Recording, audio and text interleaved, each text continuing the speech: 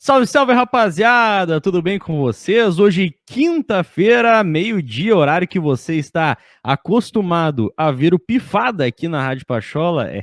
Você pensou que nesse final de ano a gente ia ficar só com o pé pra cima, água de coco, não sei o que, sem conteúdo? Não, rapaz. Hoje, quinta-feira, tem conteúdo pra você, sim. Não é live, mas é um conteúdo feito de maneira toda especial para vocês. Ontem, para quem acompanhou, a gente falou sobre a Libertadores de 83. Hoje a gente vai falar sobre a Libertadores de 95, fazer uma espécie de raio-x, mini raio-x do que aconteceu em 95.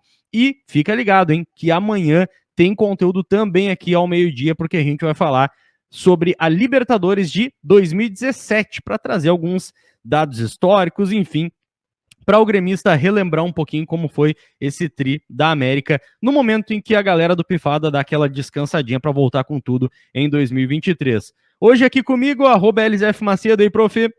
E aí, gurizada, salve Natalina. Espero que todos estejam bem. Estou animado sempre com esse conteúdo aqui que é muito legal de fazer.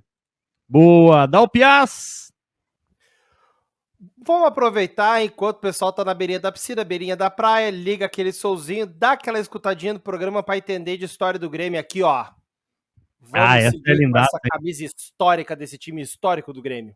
Baita, uma Libertadores, gurizada, de 95, onde o Grêmio foi bicampeão, né? E se ontem a gente estava lembrando que o Grêmio foi campeão em 83, foi o primeiro gaúcho a ser campeão da Libertadores, 95 foi o primeiro gaúcho a ser bicampeão da Libertadores. Os caras estavam atrás da primeira, a gente já estava ganhando a segunda, rapaz. É isso mesmo, 95 anos que coisas muito simpáticas estrearam no planeta Terra, como esse ser humano que vos fala, tá? No ano de 95 eu tava aí na área, tava estreando. Olha só, essa Libertadores teve uma alta média de gols, tá? Mais de 3 gols por partida na Libertadores. E muitos gols saíram dos pés, ou melhor, da cabeça do artilheiro da competição, que foi o Mário Jardel, grande Jardel, artilheiro da Libertadores, com 12 gols fez o Mário Jardel, artilheiro de toda a competição. Os outros dois, para vocês terem uma noção, foram Baez e Beto Acosta, do Olímpia e da Universidade Católica, respectivamente, cada um deles com 7 gols. Então foram 5 de diferença que o Jardel colocou em cima dos seus adversários ali, artilheiros. Mas olha só, como é que funcionava a Libertadores em 95, tá? 5 grupos, beleza? Com 4 times, sendo 2 por país. Então, no grupo A, por exemplo, foram pela Argentina, River Plate e Independiente, tá? E pelo Uruguai, o Peñarol e o Cerro Porteño. E aí também por país foram sendo compostos outros grupos. No grupo B, teve Cerro do Paraguai, Olímpia, Caracas e Trujillanos. No grupo C, Milionários, Atlético Nacional, Universidade do Chile e Universidade Católica. No grupo D, que foi o grupo do Grêmio, teve Palmeiras, Grêmio, Emelec e o Nacional. E no grupo E, o Sporting Cristal, o Bolívar, o Alianza Lima e o Jorge Wilstermann passavam os 3 primeiros. Então, praticamente todo mundo passava dessa primeira fase. Passavam os 3 primeiros e aí fechavam 15 times, né, para formar umas oitavas de final. Mas ia faltar gente, né? Então entrava o campeão do ano anterior. Bom, aí fomos para as oitavas de final. Passamos quase que reto nessa primeira fase para a gente poder passar mais conteúdo. Só lembrando, né? O Grêmio passou em segundo, o Palmeiras, que era um time fortíssimo, passou em primeiro. Inclusive, daqui a pouco o professor vai lembrar confronto histórico contra o Palmeiras, tá? Mas passamos da primeira fase.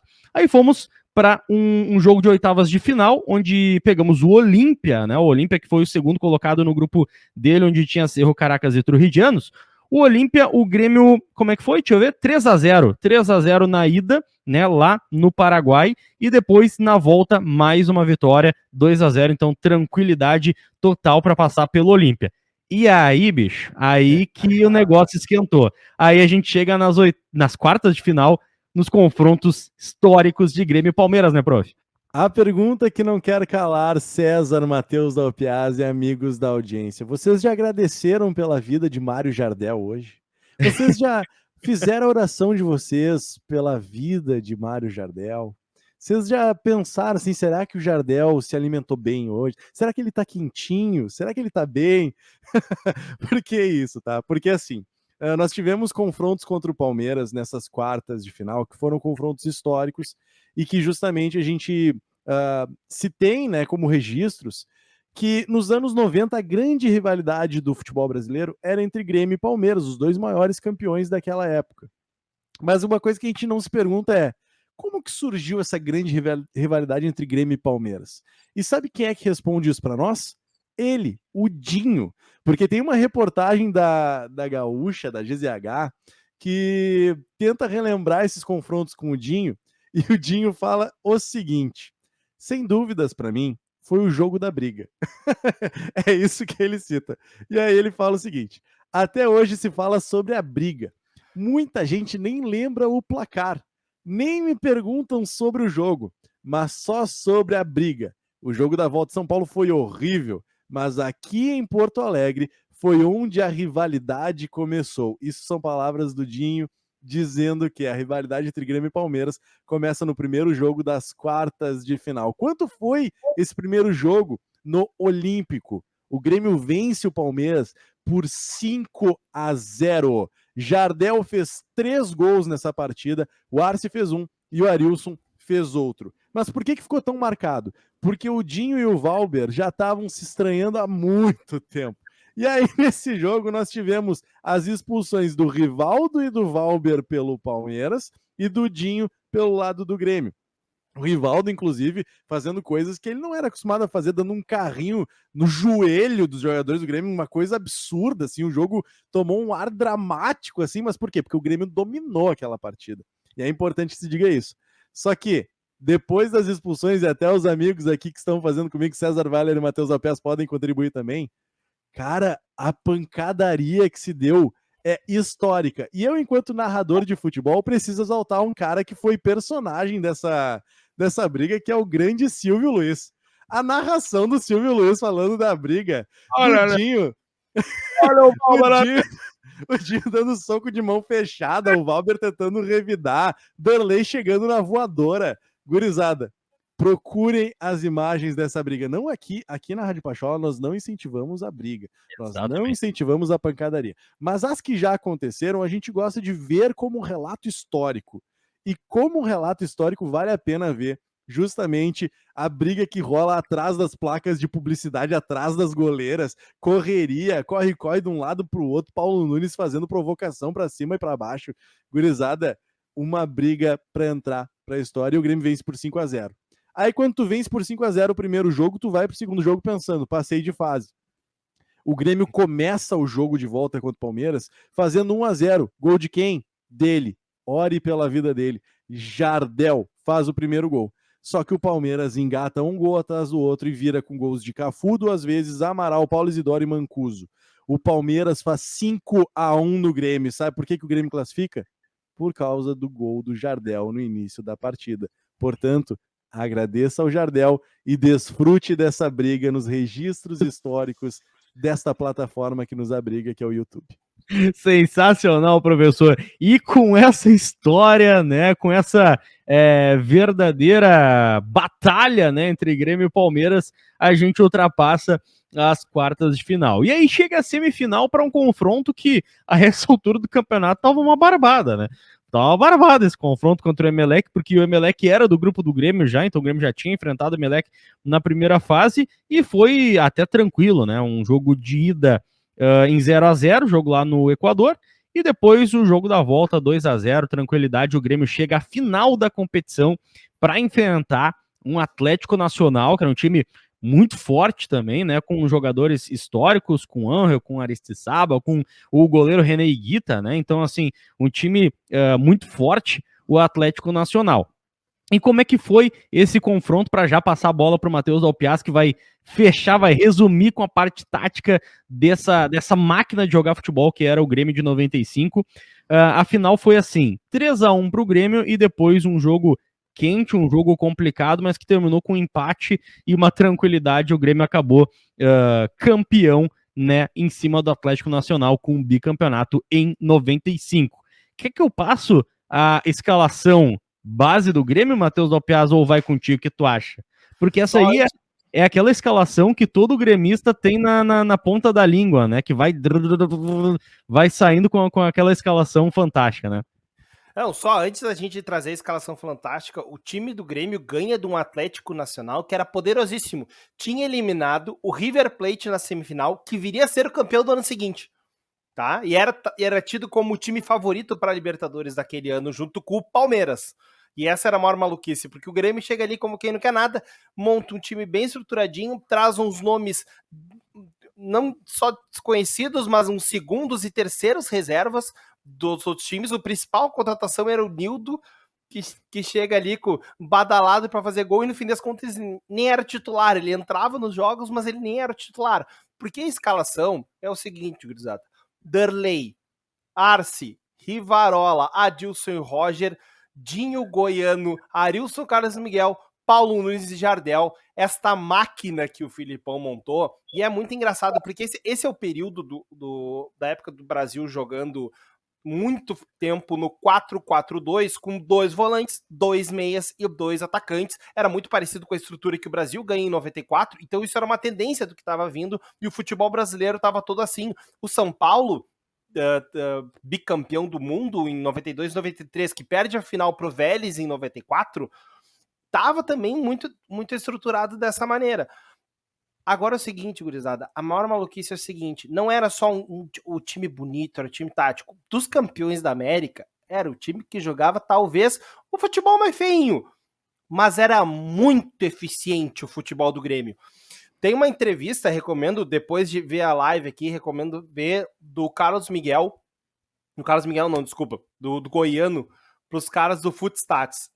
Eles dissecam aquele time do Grêmio. O Goiano fala várias coisas, mas ele, cara, de cabeça, sem parar para pensar, ele relembra o esquema do Grêmio.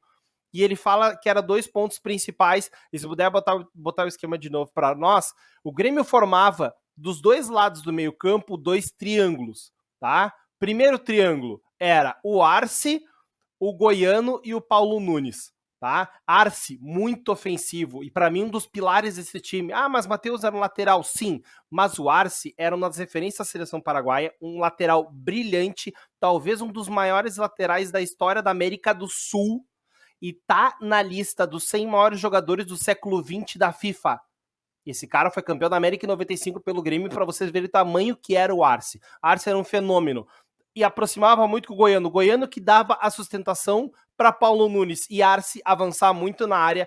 Pelo outro lado, a gente tinha o Roger dando mais essa sustentação para Arilson e Carlos Miguel avançar um pouco mais. Então, esses 2 triângulos pelos 2 lados que faziam a movimentação para o quê? Para levantar para a área, para o homem, o melhor cabeceador da história do futebol. O cara que tu quer entender de posicionamento? Olhe as jogadas e os lances de Mário Jardel. E não precisa ser no Grêmio. Vai pra Europa da época de chuteira de ouro dele da Europa. O cara era um absurdo. E aí era o seguinte, era cruzamento do Paulo Nunes, já era cantado. Cruzou da área, deu. Jardel matava. Arce, cruzando de longe, matava. E o Arce tinha uma patada de longe. Um dos gols, inclusive, que a gente tava falando contra o Palmeiras, é uma patada de longe do Arce. Então o Grêmio tinha um time muito bem encaixado, muito bem estruturado, conseguia se movimentar dentro das suas peças, mas com certeza o lado direito era o mais forte, pela ostentação que dava o Arce, pelo Paulo Nunes, que era diabo loiro, porque ele era muito rápido e ele se movimentava muito e confundia muito as marcações. Então, uma hora tu pensava que ele estava na direita, daqui a pouco ele estava na esquerda trabalhando com o Carlos Miguel. Daí daqui a pouco tu achava que não tinha, tava o Roger chegando na linha de fundo, que era o lateral mais defensivo, mas chegava na linha de fundo. Então esse trabalho, toda essa movimentação que esse time fazia, os caras já se perguntavam de quanto que o Grêmio vai ganhar.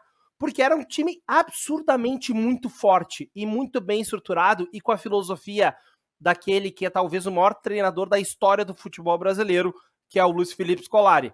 Marcação muito forte, muito apertada, todos marcavam o tempo inteirinho, não tinha respirar para pensar, era sair a bola, os caras estavam com a bola, vai para cima, aperta, aperta. Rivarola era o cara do combate, o cara do desarme mais forte, Adilson saía com mais tranquilidade, o Dinho, cangaceiro dos Pampa, limpava até a 4ª geração de quem vinha pela frente, Carlos Miguel, um refino de bola, muitas vezes até a galera lembra do Paulo Nunes, do Jardel, do Arce, mas o Carlos Miguel tinha uma tranquilidade para jogar com a bola, e pela idade dele, que dava muita vitalidade para esse time do Grêmio. É um time histórico, sem dúvida, até pouco tempo atrás se discutia se não era o maior time da história do Grêmio, mas realmente, gurizada, quem puder pegar lances e ver, era um futebol muito bem estruturado, muito bem jogado, e todo mundo sabia o que tinha que fazer, tanto que até hoje, se botar esses caras para jogar de novo, eles sabem direitinho o que eles têm que fazer.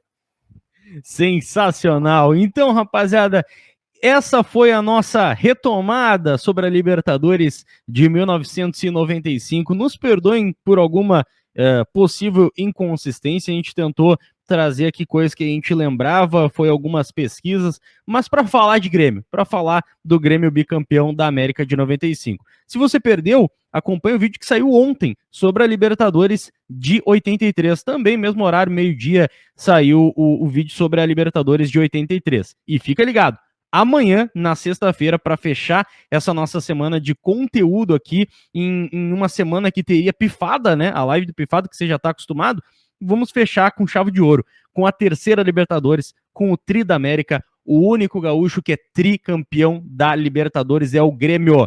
E o Grêmio conquistou esse tri em 2017. Amanhã a gente vai falar disso, tá certo? Até amanhã, então. Valeu!